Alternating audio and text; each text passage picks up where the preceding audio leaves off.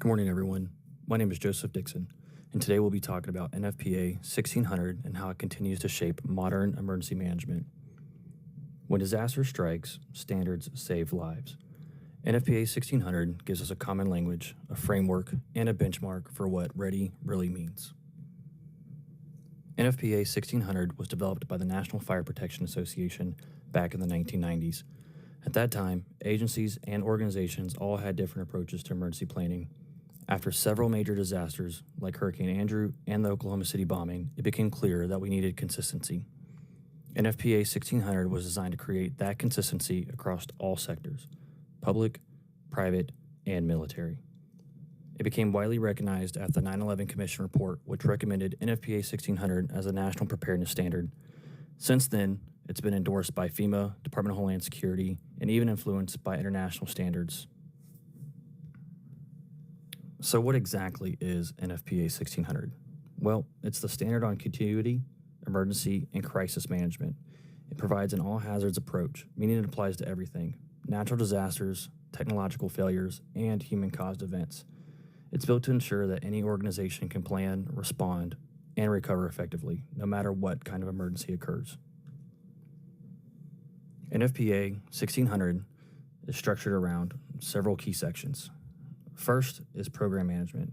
This sets the foundation: leadership commitment, policy, and resource allocation. Without leadership buy-in, no emergency plan survives the first crisis. Next is planning. Conducting hazard identification and risk assessment. This step forces us to ask, what can go wrong here, and what will we do about it? Then comes implementation. This includes training, communication systems, and operational coordination, basically putting the plan into action. The testing improvement section focuses on exercises, evaluations, and after-action reviews. This is where lessons learned become policy improvement. And then finally, crisis communication and public information, which ensures we maintain clear, accurate, and timely communication with our personnel, partners, and the public. NFPA 1600 has fundamentally reshaped how we review preparedness. It's moved us away from a reactionary mindset toward one of resilience. It promotes standardization so local, state, and federal agencies can operate under the same framework. It also creates accountability, using measurable objectives to track readiness, and it fosters integration, combining emergency management, business continuity, and organizational resilience into one cohesive plan. Here at our local department, we use these principles to guide how we build our emergency operations plan. We don't just prepare for an incident, but we prepare to sustain operations through that incident. This is the essence of NFPA 1600. We've seen it influenced everywhere. After 9/11, it became the foundation for the private sector preparedness accreditation. During COVID-19, its emphasis on continuity planning kept organizations functioning under extreme conditions.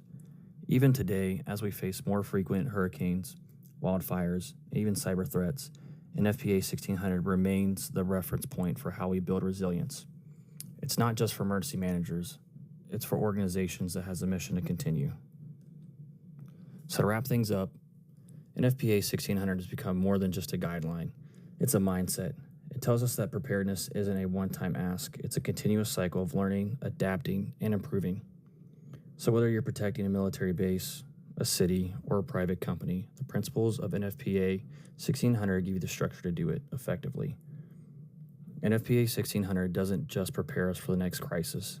It defines what it means to be ready. I also wanted to add that NFPA standards aren't necessarily black and white policy, but they're guidelines. So when going through the PowerPoint, you probably heard words like recommendations, just as you would if you were to read an NFPA standard. The reason for that is because NFPAs are to guide us into what they think is the best recommendations. So whether you work for a state government, local government, military, private sector, it doesn't matter. It's up to those organizations to take the guidelines that are written in NFPAs and adopt those into standards. And that's how you get like your CFRs from OSHA. So with that being said, I hope you guys learned something from the NFPA 1600 and how it's been able to shape emergency management and emergency operations. Thanks.